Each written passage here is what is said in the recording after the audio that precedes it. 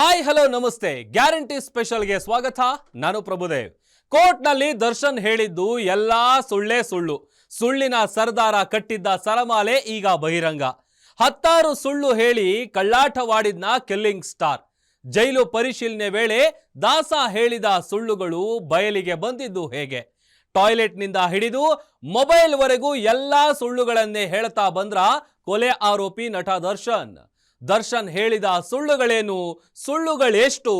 ಇದೇ ಈ ಹೊತ್ತಿನ ವಿಶೇಷ ಸುಳ್ಳಯ್ಯ.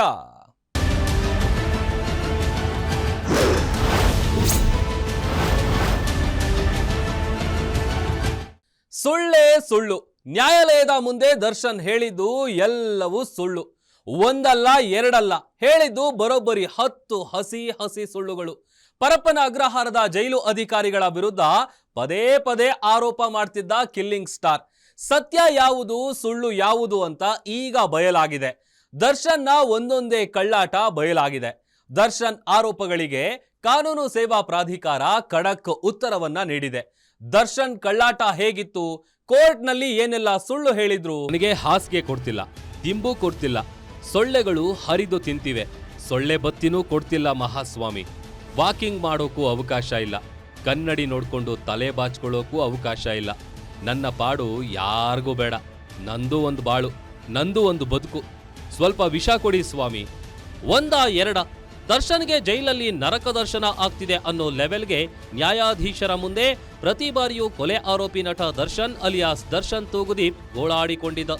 ಅಯ್ಯೋ ಪಾಪ, ಹೀಗೆಲ್ಲ ಆಗ್ತಿದೆಯಾ ಅಂತ ಜೈಲು ಪರಿಶೀಲನೆಗೆ ಬಂದ ನ್ಯಾಯಾಧೀಶರಿಗೆ ದರ್ಶನ್ ಸುತ್ತಿದ್ದ ಸುಳ್ಳಿನ ಸರಮಾಲೆ ಬಿಚ್ಚಿಕೊಂಡಿದೆ.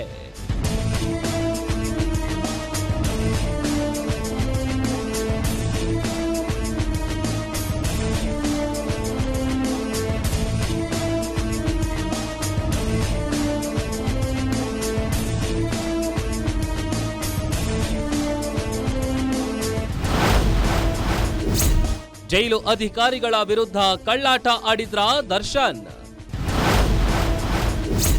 ದರ್ಶನ್ ಹೇಳಿಕೆಗೂ ವಾಸ್ತವಕ್ಕೂ ಇದೆ ಸಾಕಷ್ಟು ವ್ಯತ್ಯಾಸ.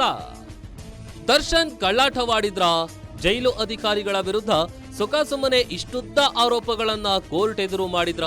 ಹೌದು ಅಂತಿವೆ ಸದ್ಯದ ವಾಸ್ತವದ ಸ್ಥಿತಿಗಳು. ದರ್ಶನ್ ಪ್ರತಿ ಬಾರಿ ವಿಚಾರಣೆಗೆ ಹಾಜರಾದಾಗ್ಲೆಲ್ಲ ನ್ಯಾಯಾಧೀಶರ ಮುಂದೆ ಒಂದಲ್ಲ ಒಂದು ಗೋಳಾಟವನ್ನ ಮುಂದಿಡ್ತಿದ್ರು. ಅವರ ಪರ ವಕೀಲರು ಕೂಡ ದರ್ಶನ್ಗೆ ಅಷ್ಟು ಕಷ್ಟವಾಗ್ತಿದೆ, ದರ್ಶನ್ಗೆ ಇಷ್ಟು ಕಷ್ಟವಾಗ್ತಿದೆ ಅಂತೆಲ್ಲ ಗೋಳಾಟ ಶುರುವಿಟ್ಟುಕೊಳ್ತಿದ್ರು.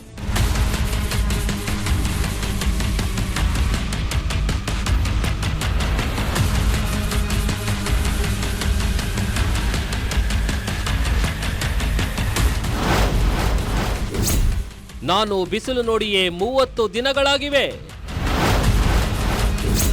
ನನಗೆ ಸ್ವಲ್ಪ ವಿಷ ಕೊಡಿ ಸ್ವಾಮಿ ಎಂದಿದ್ದ ದರ್ಶನ್.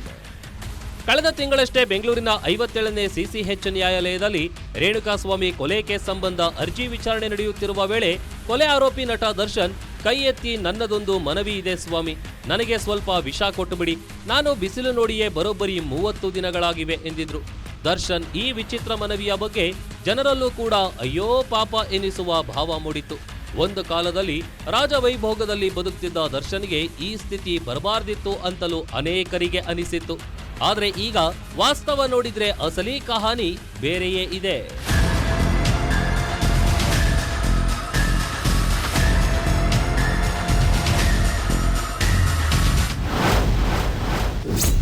ಜೈಲು ಪರಿಶೀಲನೆ ವೇಳೆ ದರ್ಶನ್ ಕಳ್ಳಾಟ ಬಯಲು. ಕೋರ್ಟ್ನಲ್ಲಿ ದರ್ಶನ್ ಹೇಳಿದ್ದು ಹಸಿ ಸುಳ್ಳು. ಎಸ್, ಈಗಾಗಲೇ ಹೇಳದಂತೆ ದರ್ಶನ್ ಹಾಗೂ ದರ್ಶನ್ ಪರ ವಕೀಲರು ಜೈಲಲ್ಲಿ ದರ್ಶನ್ ಪಡಬಾರದ ಪಡಿಪಾಟಲು ಪಡ್ತಿದ್ದಾರೆ ಅನ್ನೋ ಲೆವೆಲ್ಗೆ ಜೈಲಾಧಿಕಾರಿಗಳ ಮೇಲೆ ಆರೋಪ ಮಾಡ್ತಿದ್ರು. ಜೈಲಿನ ಕಠಿಣ ನಿಯಮಗಳಿಂದ ದರ್ಶನ್ ಪರದಾಡ್ತಿದ್ದಾರೆ ಎಂದು ಹೇಳಲಾಗ್ತಿತ್ತು.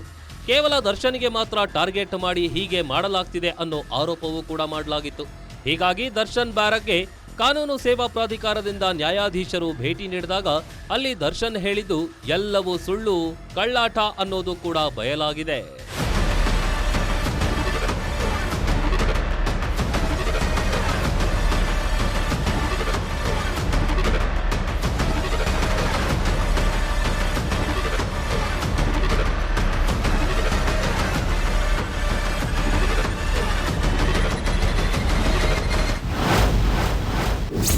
ನ್ಯಾಯಾಧೀಶ ವರದರಾಜ್ರಿಂದ ಜೈಲು ಪರಿಶೀಲನೆ.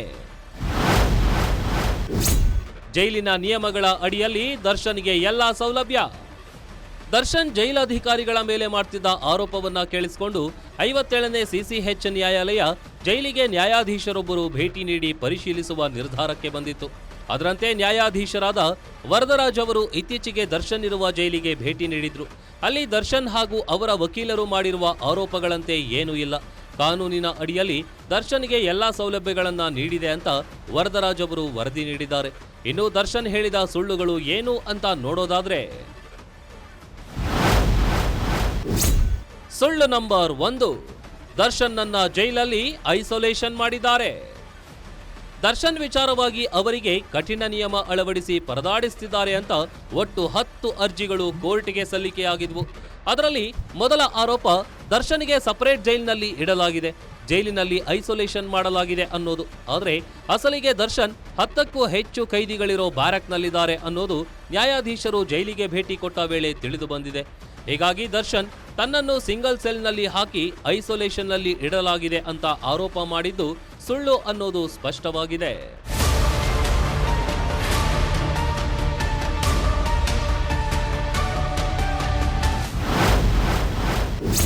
ಸುಳ್ಳು ನಂಬರ್ 2, ಇಂಡಿಯನ್ ಟಾಯ್ಲೆಟ್ನಿಂದಾಗಿ ತೊಂದರೆ ಆಗ್ತಿದೆ. ಇನ್ನು ದರ್ಶನ್ ಮಾಡಿದ ಮತ್ತೊಂದು ಆರೋಪ ಅಂದ್ರೆ, ಜೈಲಿನಲ್ಲಿ ಇಂಡಿಯನ್ ಟಾಯ್ಲೆಟ್ ಮಾತ್ರ ಇದೆ, ಹೀಗಾಗಿ ನನಗೆ ನಿತ್ಯ ಕರ್ಮಗಳನ್ನ ಮಾಡುವಲ್ಲಿ ತೊಂದರೆ ಆಗ್ತಿದೆ, ಇದಕ್ಕೆ ಪರಿಹಾರ ನೀಡಬೇಕು ಅಂತ ಅರ್ಜಿಯಲ್ಲಿ ಕೇಳಿಕೊಂಡಿದ್ರು. ಆದ್ರೆ ಈಗ ಅದು ಕೂಡ ಸುಳ್ಳು ಅನ್ನೋದು ಗೊತ್ತಾಗಿದೆ. ಅಸಲಿಗೆ ದರ್ಶನ್ ಇರೋ ಬಾರಕ್ನಲ್ಲಿ ಒಂದು ಇಂಡಿಯನ್ ಹಾಗೂ ಒಂದು ವೆಸ್ಟರ್ನ್ ಟಾಯ್ಲೆಟ್ ಇದೆ, ಹೀಗಾಗಿ ಇಂಡಿಯನ್ ಟಾಯ್ಲೆಟ್ ಮಾತ್ರ ಇರೋದ್ರಿಂದ ನನಗೆ ತೊಂದರೆ ಆಗ್ತಿದೆ ಅಂತ ಗೋಳಿಟ್ಟಿದ್ದ ದರ್ಶನ್ ಮತ್ತೊಂದು ಸುಳ್ಳು ಹೇಳಿದ್ದಾರೆ ಅನ್ನೋದು ಸ್ಪಷ್ಟವಾಗಿದೆ. ಸುಳ್ಳು ನಂಬರ್ 3, ಹಾಸಿಗೆ ದಿಂಬು ಕೊಡ್ತಿಲ್ಲ, ನಿತ್ಯ ನಿದ್ದೆಯಿಲ್ಲ. ಐಷಾರಾಮಿ ಬದುಕು, ರಾಜ ಮಹಾರಾಜರು ಮಲಗಿ ಎದ್ದಂತ ಪಲ್ಲಂಗದ ಮೇಲೆ ಮಲಗಿ ಎದ್ದ ಬದುಕು ದರ್ಶನ್ದು. ಆದರೆ ಜೈಲಿಗೆ ಹೋದ ಮೇಲೆ, ಅದರಲ್ಲೂ ಸುಪ್ರೀಂ ಕೋರ್ಟ್, ಹೈಕೋರ್ಟ್ ಜಾಮೀನು ರದ್ದು ಮಾಡಿದ ಬಳಿಕ ದರ್ಶನ್ ಜೈಲಿಗೆ ಹೋದ ಮೇಲೆ 108 ತೊಡಕುಗಳು ಉಂಟಾದ ಬಗ್ಗೆ ಸುದ್ದಿಯಾಗುತ್ತಲೇ ಇತ್ತು. ಅದರಲ್ಲೂ ದರ್ಶನ್ಗೆ ಹಾಸಿಗೆ ದಿಂಬು ಕೊಡ್ತಿಲ್ಲ ಅನ್ನೋ ಸುದ್ದಿ ದೊಡ್ಡದಾಗಿ ಹಬ್ಬಿತ್ತು. ಇಷ್ಟು ಕಠೋರವಾಗಿ ದಾಸನನ್ನ ಜೈಲಲ್ಲಿ ನಡೆಸಿಕೊಳ್ಳಲಾಗ್ತಿದೆಯಾ ಅನ್ನೋ ಪ್ರಶ್ನೆಗಳು ಕೂಡ ಎದ್ದಿದ್ವು. ಹಾಸಿಗೆ ದಿಂಬಿಗಾಗಿ ನ್ಯಾಯಾಧೀಶರ ಎದುರು ದರ್ಶನ್ ಕಣ್ಣೀರು ಕೂಡ ಇಟ್ಟಿದ್ರು. ಆದ್ರೆ ಜೈಲಿನ ನಿಯಮಗಳ ಪ್ರಕಾರ ವಿಚಾರಣಾಧೀನ ಖೈದಿಗೆ ಹಾಸಿಗೆ ದಿಂಬು ನೀಡಲು ಅವಕಾಶವಿಲ್ಲ ಅಂತ ಕಾನೂನು ಸೇವಾ ಪ್ರಾಧಿಕಾರ ತನ್ನ ವರದಿಯಲ್ಲಿ ಸ್ಪಷ್ಟವಾಗಿ ಉಲ್ಲೇಖಿಸಿದೆ.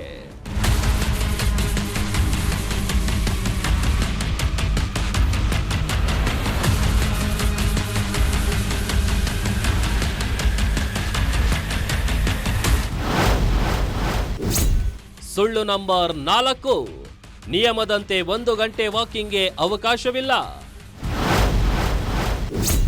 ಆಟವಾಡಲು ಅವಕಾಶ ಕೊಡ್ತಿಲ್ಲ ಅಂತ ಆರೋಪ.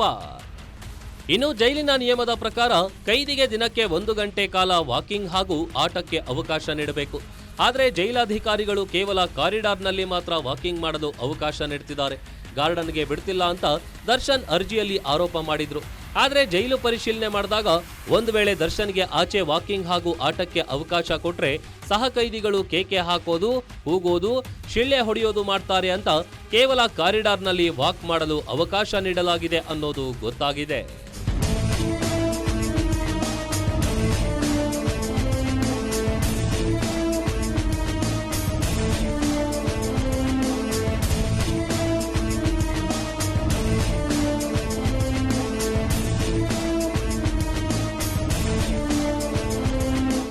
ದರ್ಶನ್ ಜೈಲಿನಲ್ಲಿ ತಮ್ಮನ್ನ ಅತ್ಯಂತ ನಿಷ್ಠೂರವಾಗಿ ಮೃಗದಂತೆ ನಡೆಸಿಕೊಳ್ಳಲಾಗ್ತಾ ಇದೆ ಅಂತ ಕೋರ್ಟ್ಗೆ ಸಲ್ಲಿಸಿದ ಅರ್ಜಿಯಲ್ಲಿ ಹಲವಾರು ಆರೋಪ ಮಾಡಿದ್ರು. ಅವುಗಳೆಲ್ಲ ಸುಳ್ಳು ಅನ್ನೋದು ಈಗ ಜೈಲು ಪರಿಶೀಲನೆ ವೇಳೆ ಸಾಬೀತಾಗಿದೆ. ಹಾಗಾದ್ರೆ ದರ್ಶನ್ ಕಾಲಿಗೆ ಫಂಗಸ್ ಆಗಿದ್ದು ನಿಜಾನ? ಅವರನ್ನ ಫೋನ್ನಲ್ಲಿ ಮಾತನಾಡಲು ಕೂಡ ಬಿಡ್ತಾ ಇಲ್ವಾ? ಮಾತಾಡೋಕೆ ಹೋದ್ರೆ ಸ್ಪೀಕರ್ ಆನ್ ಮಾಡಲಾಗ್ತಾ ಇದೆಯಾ?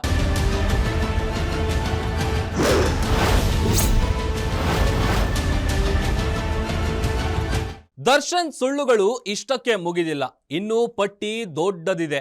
ಹಾಗಿದ್ರೆ ದರ್ಶನ್ ಕಾಲಿಗೆ ಫಂಗಸ್ ಆಗಿದೆ ಅಂತ ಹೇಳಿದ್ದು ಕೂಡ ಸುಳ್ಳ? ಕುಟುಂಬದವರೊಡನೆ ಫೋನ್ ಮಾಡುವಾಗ ಜೈಲಾಧಿಕಾರಿಗಳು ಕಿರಿಕಿರಿ ಮಾಡ್ತಿದಾರ, ಹಾಗಂತ ದರ್ಶನ್ ಸುಳ್ಳು ಹೇಳಿದ್ರ? ಜೈಲು ಪರಿಶೀಲನೆ ವೇಳೆ ಇನ್ನೂ ಯಾವ್ಯಾವ ಸುಳ್ಳುಗಳು ಆಚೆ ಬಂದಿವೆ? 57ನೇ ಸಿಸಿಎಚ್ ನ್ಯಾಯಾಲಯಕ್ಕೆ ಕಾನೂನು ಸೇವೆಗಳ ಪ್ರಾಧಿಕಾರ ನೀಡಿದ ವರದಿಯಲ್ಲಿ ಏನೇನಿದೆ? ಅದೆಲ್ಲದರ ಬಗ್ಗೆ ವರದಿ ಇಲ್ಲಿದೆ ನೋಡಿ.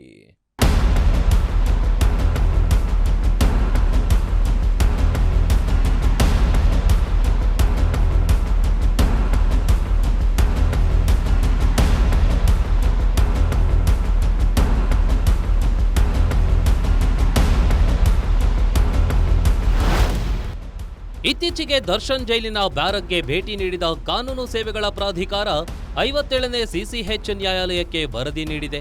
ಅದರಲ್ಲಿ ದರ್ಶನ್ ತಮ್ಮ ಅರ್ಜಿಯಲ್ಲಿ ಮಾಡಿದ ಸಾಲು ಸಾಲು ಆರೋಪಗಳು ಸುಳ್ಳು ಎಂದು ಸ್ಪಷ್ಟವಾಗಿ ತಿಳಿದು ಬಂದಿದೆ. ಈಗಾಗಲೇ ದರ್ಶನ್ ತಮ್ಮ ಅರ್ಜಿಯಲ್ಲಿ ಜೈಲು ಅಧಿಕಾರಿಗಳ ಬಗ್ಗೆ ಏನೆಲ್ಲ ಸುಳ್ಳು ಆರೋಪಗಳನ್ನ ಮಾಡಿದ್ದಾರೆ ಅಂತ ಹೇಳಿದ್ದೀವಿ. ಆದರೆ ಪಟ್ಟಿ ಅಲ್ಲಿಗೆ ಮುಗಿಯೋದಿಲ್ಲ. ಇನ್ನೂ ಅನೇಕ ಸುಳ್ಳುಗಳನ್ನ ಈ ಸರದಾರ ಹೇಳಿದ್ದಾನೆ.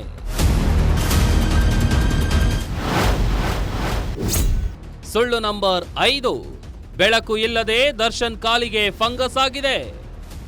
ಹೌದು, ದರ್ಶನ್ ನಿರಂತರ 24 ಗಂಟೆಗಳ ಕಾಲ ಜೈಲಿನಲ್ಲಿಯೇ ಇರೋದ್ರಿಂದ ಜೈಲಿನ ಕೋಣೆಯಿಂದ ಆಚೆಯೇ ಬರೆದಿದ್ರಿಂದ ಬೆಳಕು ಕಾಣದೆ ಅವರ ಕಾಲಿನ ಬೆರಳ ಸಂದಿಯಲ್ಲಿ ಫಂಗಸ್ ಬಂದಿದೆ ಎಂದು ಆರೋಪಿಸಲಾಗಿತ್ತು. ಹೀಗಾಗಿ ಪರಿಶೀಲನೆ ವೇಳೆ ನ್ಯಾಯಾಧೀಶರು ಏನಾಗಿದೆ ನೋಡೋಣ, ಕಾಲು ತೋರಿಸು ಅಂತ ದರ್ಶನ್ಗೆ ಕೇಳಿದ್ದಾರೆ.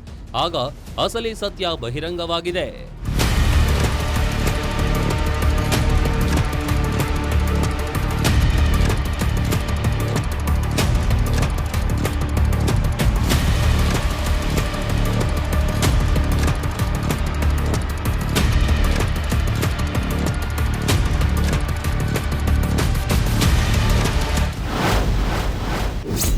ದರ್ಶನ್ ಕಾಲಿಗೆ ಯಾವುದೇ ಫಂಗಸ್ ಆಗಿಲ್ಲ. ಹಿಮ್ಮಡಿಯಲ್ಲಿ ಕೇವಲ ಬಿರುಕು ಕಂಡಿದೆ ಅಷ್ಟೇ. ನ್ಯಾಯಾಧೀಶರು ದರ್ಶನ್ ಕಾಲು ನೋಡಿದಾಗ ಫಂಗಸ್ ಆಗಿದೆ ಅಂತ ಹೇಳಿದ್ದು ಕೂಡ ಸುಳ್ಳು ಎಂಬುದು ಬಹಿರಂಗವಾಗಿದೆ. ಪ್ರಾಧಿಕಾರ ನೀಡಿದ ವರದಿ ಪ್ರಕಾರ ದರ್ಶನ್ ಕಾಲಿಗೆ ಯಾವುದೇ ಫಂಗಸ್ ಆಗಿಲ್ಲ. ಫಂಗಸ್ ಆಗಿದೆ ಅಂತ ಹೇಳಿದ್ದೇ ಸುಳ್ಳು. ಹಿಮ್ಮಡಿಯಲ್ಲಿ ಬಿರುಕು ಕಾಣಿಸಿಕೊಂಡಿದ್ದು ನಿಜ. ಅದಕ್ಕಾಗಿ ದರ್ಶನ್ಗೆ ಜೈಲಿನಲ್ಲಿಯೇ ಫಿಸಿಯೋಥೆರಪಿಯನ್ನ ನೀಡಲಾಗ್ತಿದೆ ಅಂತ ಉಲ್ಲೇಖಿಸಲಾಗಿದೆ.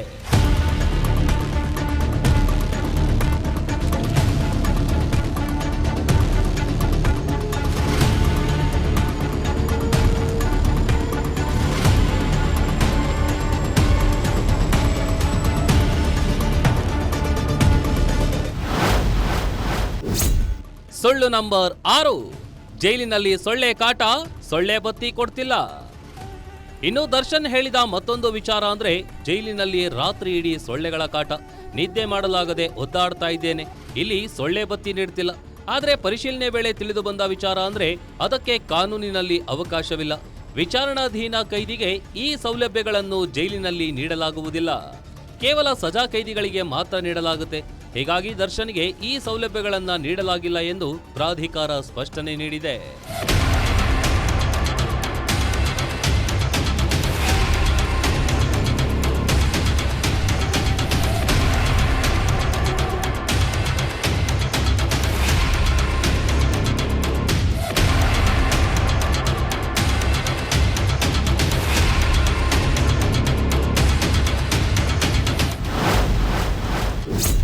ಸುಳ್ಳು ನಂಬರ್ 7. ಕನ್ನಡಿ ಇಲ್ಲ, ತಲೆ ಬಾಚಲು ಬಾಚಣಿಗೆ ಇಲ್ಲ. ದರ್ಶನ್ಗೆ ಕನಿಷ್ಠ ಮೂಲಸೌಕರ್ಯಗಳನ್ನು ನೀಡಿ ಅಂತ ಅವರ ಪರ ವಕೀಲರು ಕೋರ್ಟ್ನಲ್ಲಿ ಅರ್ಜಿ ಸಲ್ಲಿಸಿದಾಗ ಅದರಲ್ಲಿ ಉಲ್ಲೇಖಿಸಿದ್ದು ಇದು ಒಂದು ಪಾಯಿಂಟ್. ದರ್ಶನ್ಗೆ ಮುಖ ನೋಡಿಕೊಳ್ಳಲು ಒಂದು ಕನ್ನಡಿ ಕೊಡ್ತಿಲ್ಲ, ತಲೆ ಬಾಚಿಕೊಳ್ಳಲು ಒಂದು ಬಾಚಣಿಗೆಯನ್ನು ನೀಡುತ್ತಿಲ್ಲ ಎಂದು ಆರೋಪ ಮಾಡಿದ್ರು. ಆದರೆ ಜೈಲಿನ ಮ್ಯಾನ್ಯುಯಲ್ ಪ್ರಕಾರ ಇದನ್ನು ಕೂಡ ವಿಚಾರಣಾಧೀನ ಕೈದಿಗೆ ನೀಡುವಂತಿಲ್ಲ. ಅವರು ಗಾಯ ಮಾಡಿಕೊಳ್ಳುವ ಅಪಾಯ ಹಾಗೂ ಸಾಧ್ಯತೆ ಇರೋದ್ರಿಂದ ಕನ್ನಡಿಯನ್ನು ನೀಡಲಾಗುವುದಿಲ್ಲ ಎಂದು ಜೈಲು ಅಧಿಕಾರಿಗಳು ಪ್ರಾಧಿಕಾರದ ಅಧಿಕಾರಿಗಳಿಗೆ ಸ್ಪಷ್ಟಪಡಿಸಿದ್ದಾರೆ. ಸುಳ್ಳು ನಂಬರ್ 8. ಜೈಲಿನಲ್ಲಿ ದರ್ಶನ್ಗೆ ಟಿವಿ ನೋಡಲು ಸಿಗ್ತಿಲ್ಲ. ದರ್ಶನ್ ತಮ್ಮ ಅರ್ಜಿಯಲ್ಲಿ ಉಲ್ಲೇಖಿಸಿದ್ದ ಮತ್ತೊಂದು ವಿಷಯ ಅಂದ್ರೆ ಜೈಲಿನಲ್ಲಿ ನನಗೆ ಟಿವಿ ನೋಡಲು ಸಿಗ್ತಿಲ್ಲ, ಟಿವಿ ಸೌಲಭ್ಯವಿಲ್ಲ ಅಂತ. ಜೈಲಿನಲ್ಲಿ ಟಿವಿ ಇರೋದು ಹಾಗೂ ಟಿವಿ ನೋಡಲು ಅವಕಾಶ ಇರೋದು ನಿಜ. ಆದರೆ ಪ್ರತಿಯೊಂದು ಬಾರಕ್ಕೆ ಟಿವಿ ನೀಡಬೇಕು ಎಂಬುದು ಕಡ್ಡಾಯವಿಲ್ಲ, ಅವಕಾಶವೂ ಇಲ್ಲ. ಹೀಗಾಗಿ ದರ್ಶನ್ ಇರುವ ಬ್ಯಾರಕ್ನಲ್ಲಿ ಟಿವಿ ಇಲ್ಲ, ಅವರಿಗೆ ಟಿವಿ ನೋಡಲು ಸಿಗ್ತಿಲ್ಲ ಎಂಬ ಆರೋಪದಲ್ಲಿ ಯಾವುದೇ ಹುರುಳಿಲ್ಲ ಅಂತ ಪ್ರಾಧಿಕಾರ ತನ್ನ ವರದಿಯಲ್ಲಿ ಹೇಳಿದೆ. ಸುಳ್ಳು ನಂಬರ್ 9. ನನ್ನ ಪರ್ಸನಲ್ ಸಂಭಾಷಣೆಯನ್ನ ಕೇಳಿಸಿಕೊಳ್ತಾರೆ. ದರ್ಶನ್ ಮಾಡಿದ ಮತ್ತೊಂದು ಆರೋಪ ಅಂದ್ರೆ, ನಾನು ಮನೆಯವರ ಜೊತೆ ಮಾತನಾಡುವಾಗ ಅದನ್ನ ಜೈಲಾಧಿಕಾರಿಗಳು ಕೇಳಿಸಿಕೊಳ್ತಾರೆ. ನನಗೆ ಪರ್ಸನಲ್ ಆಗಿ ಕುಟುಂಬದೊಂದಿಗೆ ಮಾತನಾಡಲು ಕೂಡ ಬಿಡ್ತಿಲ್ಲ. ಮಾತನಾಡುವಾಗ ಸ್ಪೀಕರ್ ಆನ್ ಮಾಡಿ ನನ್ನ ಸಂಭಾಷಣೆಯನ್ನ ಕೇಳಿಸಿಕೊಳ್ತಾರೆ ಅನ್ನೋದು. ಆದ್ರೆ ಜೈಲಿನ ಮ್ಯಾನ್ಯುಯಲ್ ಪ್ರಕಾರ ನಿಯಮ ಇರೋದೇ ಹಾಗೆ. ತಿಂಗಳಿಗೆ 60 ನಿಮಿಷ ಅಂದ್ರೆ 1 ಗಂಟೆ ಮಾತನಾಡಲು ಖೈದಿಗಳಿಗೆ ಅವಕಾಶ ಇರುತ್ತೆ. ಹೀಗಾಗಿ ಅವರು ಕಾಲ್ ಮಾಡಿದಾಗ ಆರೋಪಿಗಳ ಮೇಲೆ ನಿಗಾ ಇಡಲು ಅದನ್ನ ಕೇಳಿಸಿಕೊಳ್ಳಬಹುದು. ಅಷ್ಟು ಮಾತ್ರವಲ್ಲ, ಅದನ್ನು ನಾವು ರೆಕಾರ್ಡ್ ಕೂಡ ಮಾಡಬಹುದು ಅಂತ ಜೈಲಾಧಿಕಾರಿಗಳು ಪ್ರಾಧಿಕಾರಕ್ಕೆ ತಿಳಿಸಿದ್ದಾರೆ.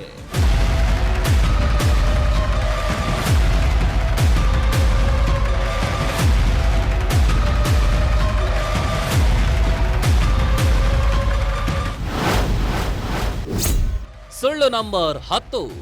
ರಾತ್ರಿ ವೇಳೆಯೂ ಜೈಲಿನಲ್ಲಿ ಲೈಟ್ ಆನ್ ಆಗಿರುತ್ತೆ. ಇನ್ನು ರಾತ್ರಿ ವೇಳೆಯೂ ಜೈಲಿನಲ್ಲಿ ಲೈಟ್ ಆನ್ ಮಾಡ್ತಾರೆ. ಇದರಿಂದ ನನ್ನ ಕಕ್ಷಿದಾರರು ನಿದ್ದೆ ಇಲ್ಲದೆ ಬಳಲ್ತಿದ್ದಾರೆ ಎಂದು ದರ್ಶನ್ ಪರ ವಕೀಲರು ಕೋರ್ಟ್ನಲ್ಲಿ ಹೇಳಿದ್ರು. ಆದರೆ ಜೈಲಿನಲ್ಲಿ ರಾತ್ರಿ ಲೈಟ್ ಆನ್ ಆಗಿರೋದು ಕೂಡ ಕಡ್ಡಾಯ ನಿಯಮ. ಭದ್ರತಾ ದೃಷ್ಟಿಯಿಂದ ರಾತ್ರಿ ವೇಳೆ ಎಲ್ಲಾ ಜೈಲುಗಳಲ್ಲಿಯೂ ಕೂಡ ಲೈಟ್ ಆನ್ ಆಗಿಯೇ ಇಡಲಾಗಿರುತ್ತೆ ಅಂತ ಕಾನೂನು ಸೇವೆಗಳ ಪ್ರಾಧಿಕಾರದ ವರದಿಯಲ್ಲಿ ಉಲ್ಲೇಖಿಸಲಾಗಿದೆ.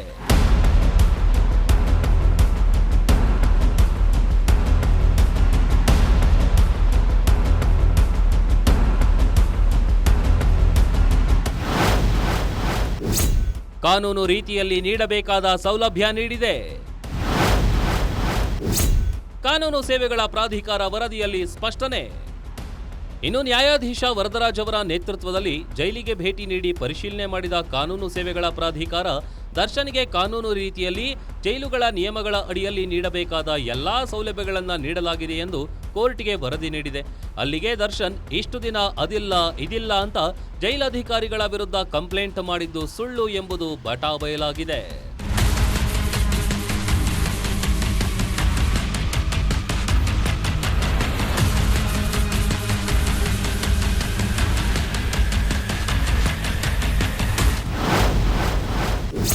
ಕೈಗೊಂದು ಹೀಟಿಂಗ್ ಪ್ಯಾಡ್ ಬೇಕಿದೆ. ದರ್ಶನ್ ಹೇಳಿದ್ದು ಒಂದೇ ಒಂದು ಸತ್ಯ. ಇನ್ನು ದರ್ಶನ್ ಇಟ್ಟ ಬೇಡಿಕೆಗಳಲ್ಲಿ ಮಾಡಿದ ಆರೋಪಗಳಲ್ಲಿ ಕಾನೂನುಬದ್ಧವಾಗಿ ಸರಿಯಾಗಿರೋದು ಒಂದೇ ಒಂದು. ವೈದ್ಯರು ಹೇಳಿರುವ ಪ್ರಕಾರ ದರ್ಶನ್ ಕೈಗೆ ಆಪರೇಷನ್ ಆಗಿ ರಾಡ್ ಹಾಕಲಾಗಿದೆಯಂತೆ.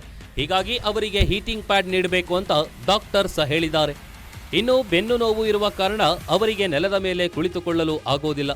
ಹೀಗಾಗಿ ಅವರಿಗೊಂದು ಚೇರ್ ನೀಡಬೇಕು ಅಂತ ಡಾಕ್ಟರ್ಸ್ ಹೇಳಿದ್ದಾರೆ. ಅದನ್ನು ನೀಡಲು ಮನವಿ ಒಪ್ಪಿಗೆ ಕೊಡಲಾಗಿದೆ.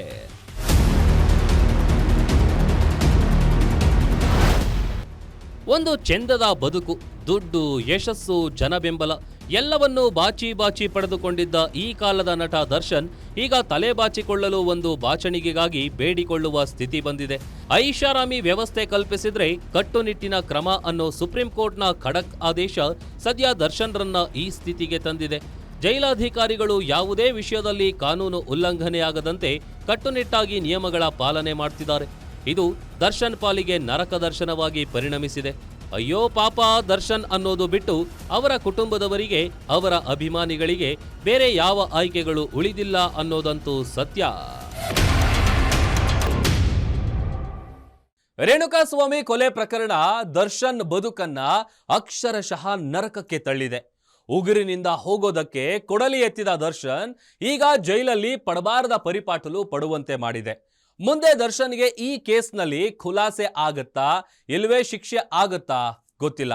ಆದ್ರೆ ಈಗ ಅನುಭವಿಸ್ತಾ ಇರೋದು ಕಡಿಮೆ ಶಿಕ್ಷೆ ಏನಲ್ಲ.